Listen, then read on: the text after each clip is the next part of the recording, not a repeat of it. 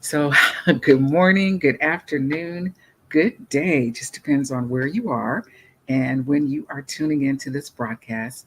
My name is Clara Lyons-DeVaughn. I am the broker owner of Lions View Realty. We provide residential, commercial for small businesses and nonprofits, and property management services. Here at Lions View Realty, we're committed to ensuring you have the resources, the information, and the tips to assist you in making the best financial decisions. Financial Fridays, we provide content to help you maximize your wealth building power now and in the future. And we really want to help you stay current on those trends that impact your bottom line. So you can tune in live on YouTube or Facebook Fridays at 9:30 a.m. Eastern Standard Time. So be sure to share, like, subscribe to the channel. And if you are catching the replay, be sure to like and share this with someone else. But you can catch the replay on YouTube anytime. So you might be wondering, it says Financial Fridays, um, and there's a segment, or this segment is called Lions View Lifestyles. And on Lions View Lifestyles, we really take a look at different things that impact not only your financial wealth, but your intellectual wealth. That thing between your ears. And books are the number one ways that we improve our intellectual wealth, whether it's for entertainment or whether it's for education. There's just a lot of information that you can find in books. And today I have a very, very special guest. He is a decorated 20-year Maryland law enforcement veteran. He has served as the lead investigator of the FBI Safe Streets Homicide Task Force for almost 3 years. He's worked in various capacities in law enforcement, including patrol officer, patrol sergeant, patrol commander, detective sergeant, and detective lieutenant. I feel very safe today. And additionally, he's worked at several detective units within the police department, including street narcotics, major narcotics, intelligence, robbery, and homicide. So today we're going to be taking a look at his book called Looking for Trouble, and I'd like to introduce you to Mr. Maurice Hicks. How you doing, Maurice? I'm doing great. How are you today? Oh, I am doing wonderful. That is quite the resume. Thank you very much. Yeah, yeah. So 20 years in law enforcement, that's really a significant time. What made you want to go into law enforcement? Actually, I had no interest in law enforcement whatsoever. I actually went down, my cousin was interested in becoming a Baltimore City police officer. Okay. And I went down with my cousin just to keep him company. While I Hmm. was there, the recruiter said, I'm glad you want to become a police officer. I said, sir, I'm not interested. It's just my cousin. He said, son, while you're here, I want you to go and take this test. Being an obedient young man that I was at the time, I said, yes, sir. Okay. So I took the test and I joined and my cousin didn't. What? Yes. Wow, that is an amazing story. And you've been in law enforcement ever since? Yes. And the day that I went to the academy, I knew I would do 20. I just knew there was a job where you could use your mind, your intellect, that you could have all this interaction with the community and just learn so much from being around all people from all walks of life. I knew I would do 20 years from my first day in the academy. Wow, that's pretty impressive. So myself, I'm like petrified of guns. I was having a conversation with some young ladies who are licensed to carry, and they said, "Are you licensed to carry?" And I was like, "Mm-mm." I don't want to ever be in a position where I might have to use it. So I was like, no, it's not quite my thing. But I really have much respect for you as a person who is really dedicated to ensuring that we are safe in the streets, that the law is abided by, and that you know you're here to protect and serve, which I appreciate. Well, thank you very much. And I grew up as an introvert, and I pretty much stay away from social interaction. always avoided trouble. So it's shocking that I would actually go into this profession myself. And it's also shocking that you would name your book "Looking for Trouble." Yes, yeah. The irony of it all is, like I said, I always try to avoid trouble, and Mhm. I found myself on a daily ritual of looking for trouble, looking for crime, trying to keep the community safe. So it's a total departure from the way I thought my life would be going. Yeah.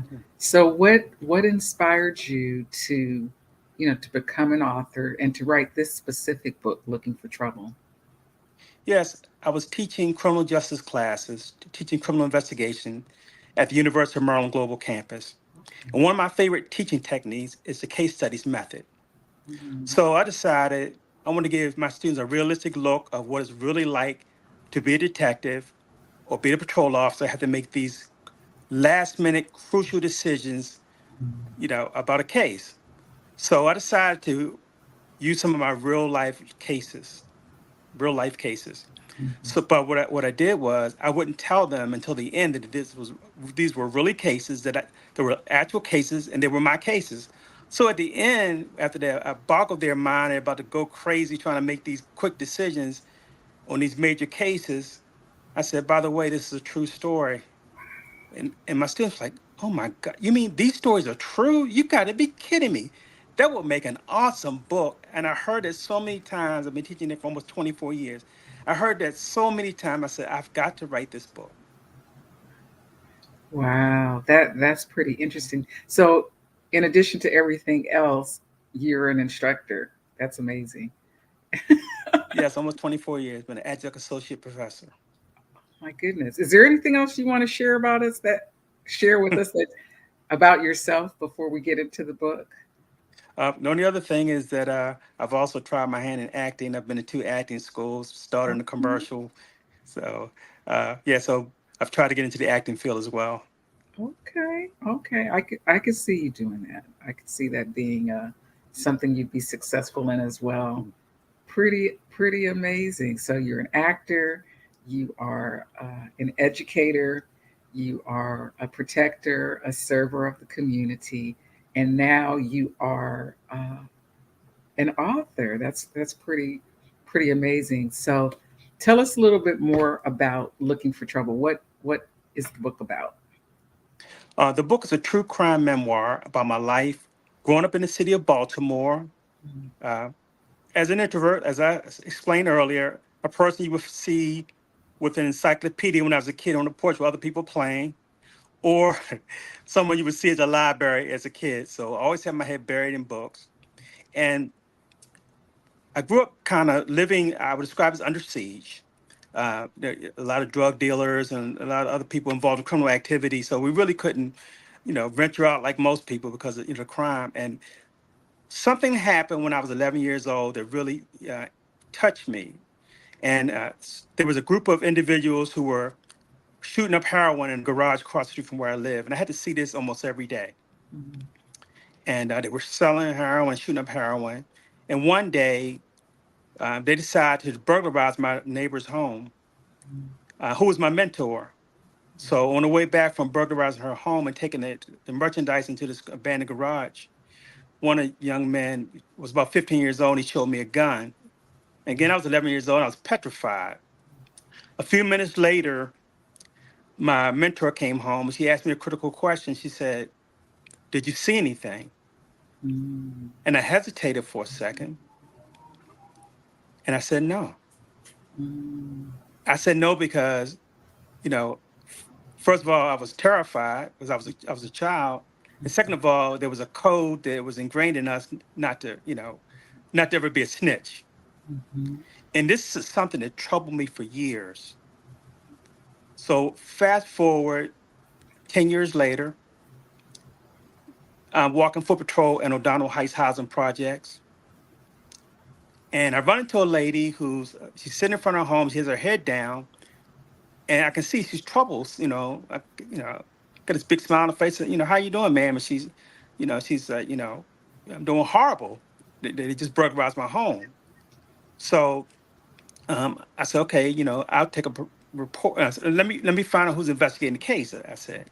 So she said, investigating the case. I didn't call the police. I'm like, why not? Because y'all don't care about us. Mm. I said, ma'am, look up for a minute. Look at me. I care. So I convinced her to make a report. I walk to her home, and I see she has two toddlers sitting on the floor, and there's nothing on the floor. There's no, there's no furniture. There's nothing in the house. So I Mm. said, you went to get your new furniture or what's going on? She said, sir, you don't understand. They took everything. My furniture, the food out of my That's, refrigerator ornaments, my Bible, the clothes off the clothing line, my laundry detergent. They've taken everything. And I wow. said, in shock. So, I'm a rookie. So, I know the basis of criminal investigation. So I take a report, get a good description of everything, and start doing a neighborhood canvas. And of course, all the neighbors say they didn't see anything. So I took a page out of my upbringing in Baltimore, saying, just like me, somebody saw this. Yeah. So I continued my neighborhood canvas. I walk past this window, and I look, and I see her refrigerator ornaments, her Bible, her red leather coat, Mm. wagon with one wheel missing. I said, oh my Yeah. God, this is her stuff. Yeah. So I found out who stays there. I go down and find out where she hangs out, brings her back, and basically says, okay, the gig's up. We noticed her property. So I got her property back Okay. and Awesome. made an arrest. And her boyfriend also helped her. So I got an arrest warrant for him. Mm. Then the neighbors say, okay, we saw it, so I got some witnesses Mm. around talking to people, found out where the rest of her stuff was. It was in the woods in a big blanket. So the next day I came back with the rest of her stuff. Wow. And that was a turning point. And people in the neighborhood started coming to me. They found out there was this rookie who cared about people. So they came to me with their unreported, unsolved cases, and I would solve them for them. Wow. Wow. That sounds like another book, Unsolved Mysteries. Yeah. Did they start a neighborhood watch? Like, did they get more involved in helping you, to No, moving no, they forward? didn't start a neighborhood watch. Mhm. But the irony of walking foot patrol in O'Donnell Heights, I told my sergeant that I wanted to become a detective. And he Mhm. said, oh, that's great. The next day, I was taking out my patrol car and put on foot. So about 6 months after walking foot patrol down there, my sergeant asked me, he said, Maurice, how many people do you know down here? I said, I know everybody. He said, Mhm. that was the point. If you want to be successful, you got to get to know people. They have to learn to trust you. Mm. Indeed. Yeah. Good mentorship. Good mentorship. Yes. Well, what number one, kudos to you because you had an opportunity to make a right wrong from many, many, many years ago. So that must have felt really, really great. And then Yes. number two, I mean, what a way to start your career as a rookie, to do this really, really big case that wasn't even reported initially. Like, that's pretty powerful. Yes. And she wrote me my letter to the police commissioner. I got my first letter of commendation from that case. Awesome. Mm. Congratulations. That's amazing. Now, is that story in the book as well? Absolutely. Yeah, Mhm. yeah. That, I think a lot of times people don't think about, the life of police officers and um, what you all go through, in terms of the perceptions about the police, the things that you come up against. And, you know, I think neighborhoods have changed a lot over time, you know, from this whole sense of community, and like there's everything in the community. There's the postman, there's the police officer, there are the children, there are the parents going to work wherever they go to work, and that we all collectively work and live together to have the best community that we can have. And so I think that for you to be able to, you know, kind of recreate that type of atmosphere, especially with, with foot patrol and being able to get to know, the people, because I think it's hard to interact negatively with people that you know that you kind of look in the face every day, and they know who you are and you know who they are, and they know you know why you're there, to help keep the community safe for everybody. Yeah. Yes, and I tell you, the remaining parts of the book kind of builds on that same philosophy of getting to know people in the community, because what happens is that I'm with Baltimore City for 2 years, then I switched over to Prince George's County Police Department. Hmm. So I'm a rookie patrol officer again, in another jurisdiction. And I come across this aspiring drug kingpin. Hmm. So um, he's wreaking havoc in the community. He's suspected of about 12 murders, and so one day I see him stand at the top of the hill. He's looking down at his empire like a mighty lion, and he's just in his own world, and I get out of my patrol car and I walk over to him, and he's with his two henchmen, I call them. One's name is Jungle Jim, the other one's Pitbull. So I walk up to him, and I'm wearing my little mirrored shades, and I said, "Let my people go." Did he laugh? And he said, "What did you just say?" And I removed my shades, and I said, "Let my people go. Look, these young kids are going to become a magnet for enemy fire. You, sir, are the deliverer of death and destruction." You know, he started laughing. He elbowed his friends and he said, "I don't understand anything but money." So put my shades back on. "You gentlemen have a good day." Walked back, sat in my patrol car. At that point, I knew I realized that he would never stop his ruthless ambitions because he loved them too much. He loved the murder, he loved the mayhem. So that inspired me to my journey.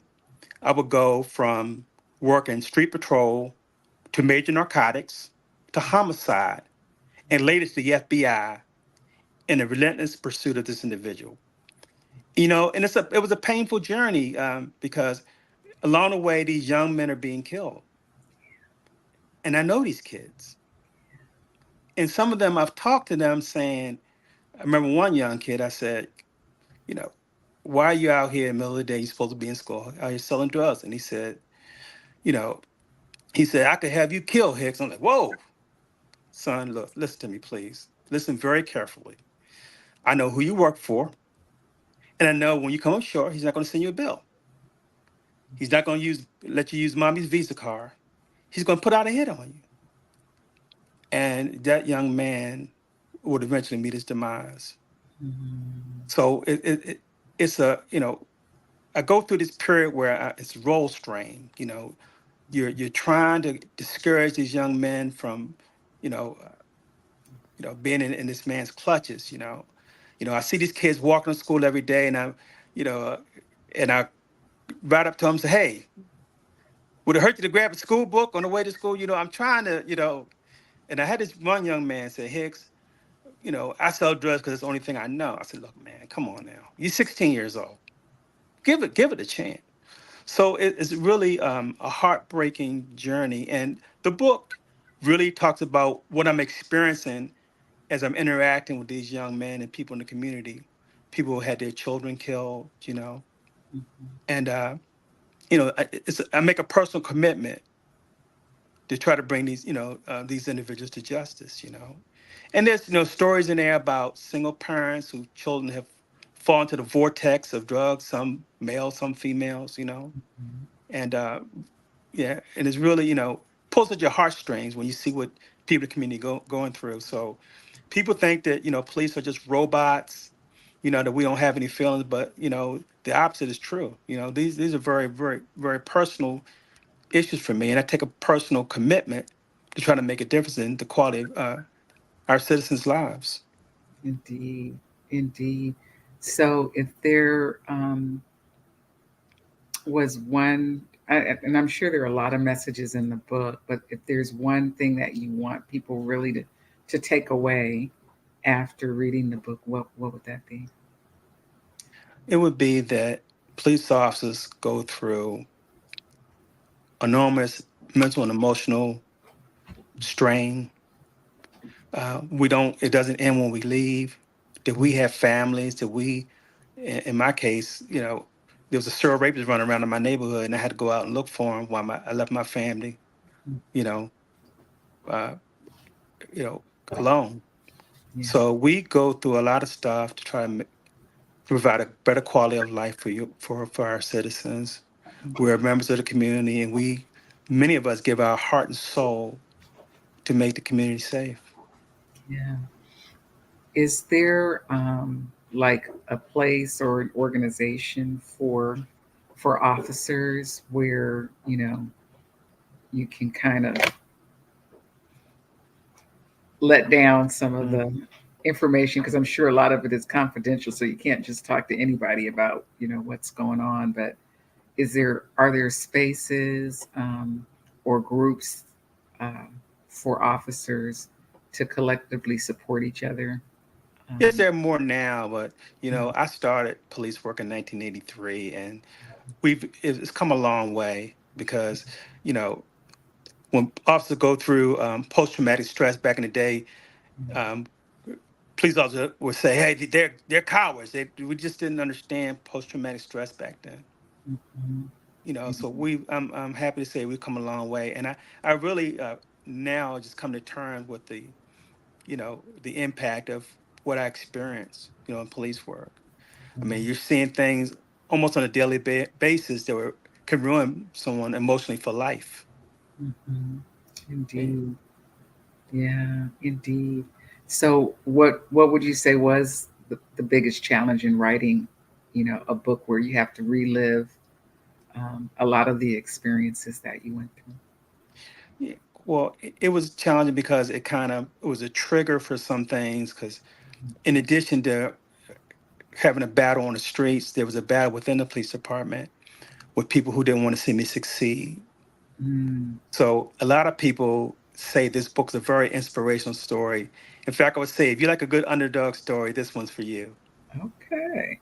Yeah, so it's an internal struggle, it's an external struggle with the criminals on the street, and it's an internal struggle with politics and people who don't want to see you succeed. Yeah, and that's the number one thing at my church. They always say when people start attacking you, you're doing good. Yes. Yeah, you're doing really good when you come under attack of a lot of different things, because you know darkness doesn't want to see light, because light puts out darkness. Yes, and my book has a lot of scripture. It's full with scripture.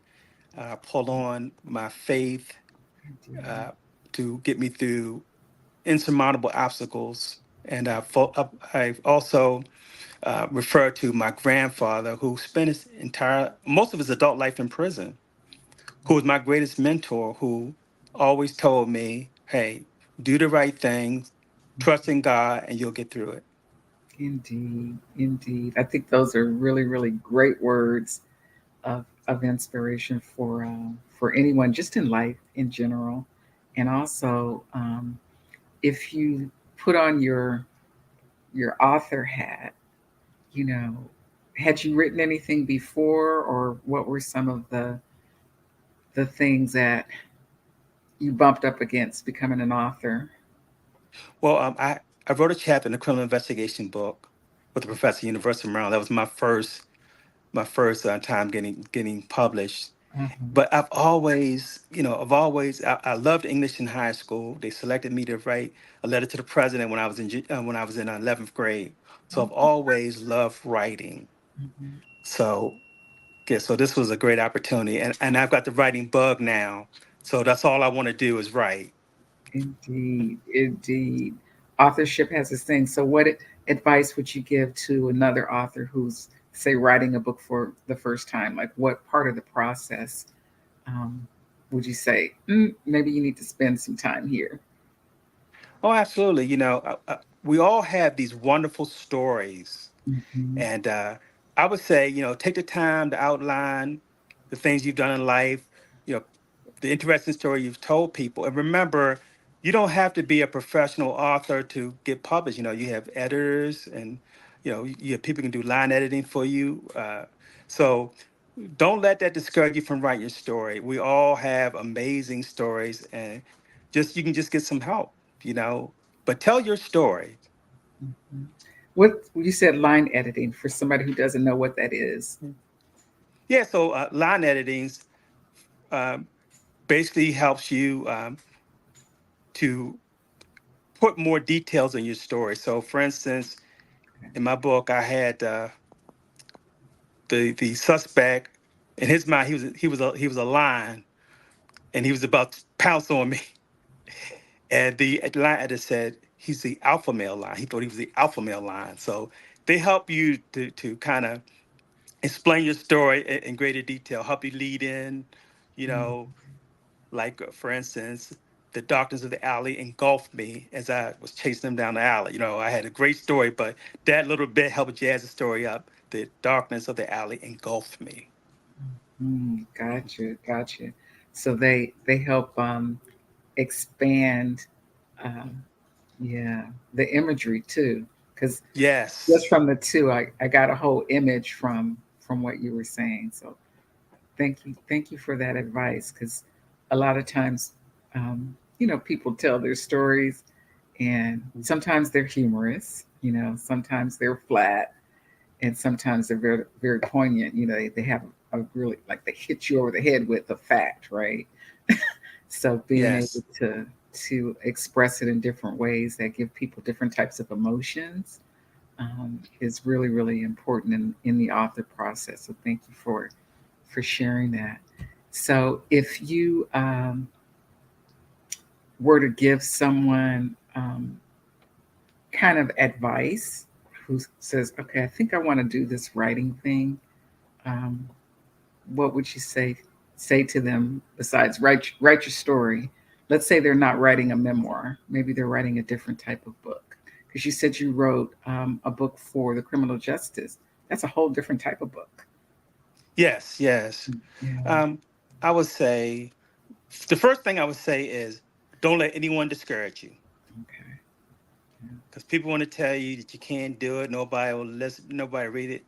You know, don't let anybody discourage you from your dreams. You know, you never know how your story is going to touch somebody's life.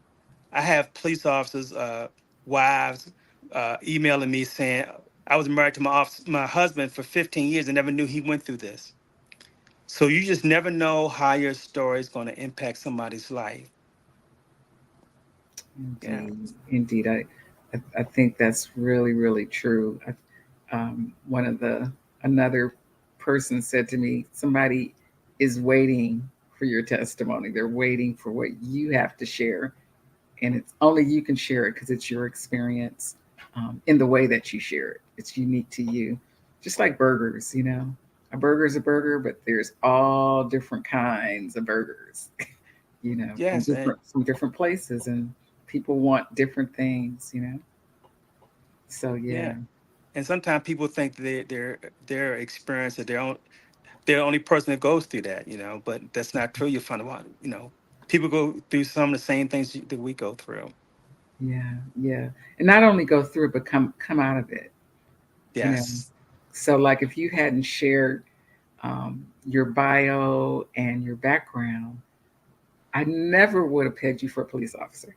Number one, because you're just so easygoing, and you know, very very calm. And I don't know. I just had this perception of police officers that I've been in touch with, been just really, you know, like gruffy and angry. Grumpy and angry. Yeah. So just your disposition and your demeanor is so cool. You know, I would have pegged you as a professor, but but not a police officer, because I feel like you bring information and education. So I'm really, really encouraging everybody to reach out and get your book, Looking for Trouble. So how can people find you? How can they get the book? Um, yeah. Sure. Um, you can get the book on Amazon or Barnes and Noble. um, Google Play, Apple iTunes. My website is lookingfortrouble2022.com. I can be reached directly by email at author Maurice Hicks at gmail.com. Again, author Maurice Hicks at gmail.com. And I'm also on Facebook. You can type in Maurice Hicks looking for trouble. Awesome, awesome. So, are there other books that you have or that you're working on that we can look forward to? Oh, absolutely. I'm already working on Looking for Trouble 2. Okay. And then my third book, because I was a private investigator for 15 years in Vegas and in Maryland. So Mhm. my third book is going to be Maurice for Hire, Vegas PI.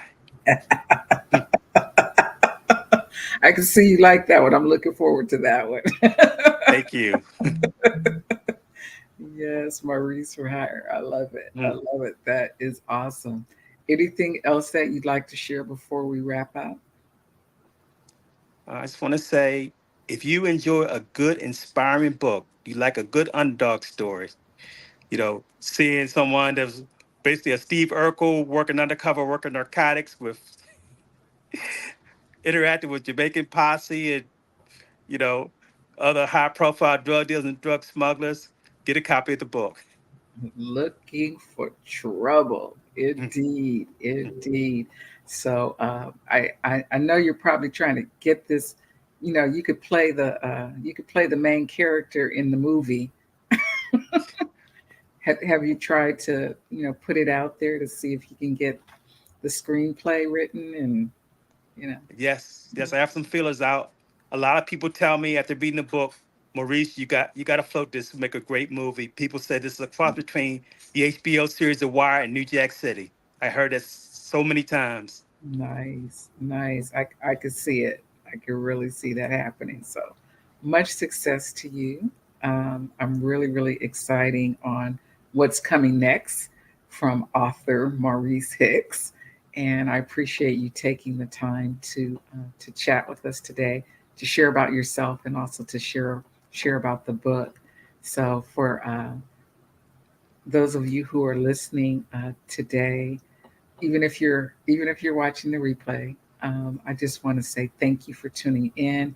I hope that you received something of value today from the information, and just to know that my takeaway is that police officers have heart. You know, for people to know that police officers have heart and really are looking for the best interest of everybody, not just from the people that you're retrieving, you're giving back to, but also the people who are out there who are lost. Because that's the other thing I heard in your story, that you were reaching out to people who are in the system, people who are in the life, quote unquote, and trying to get them to make a shift and a change from where they were to something different. So kudos to you on both accounts for both sides, being willing, because some people aren't willing to attach both sides of that equation, being willing to do that.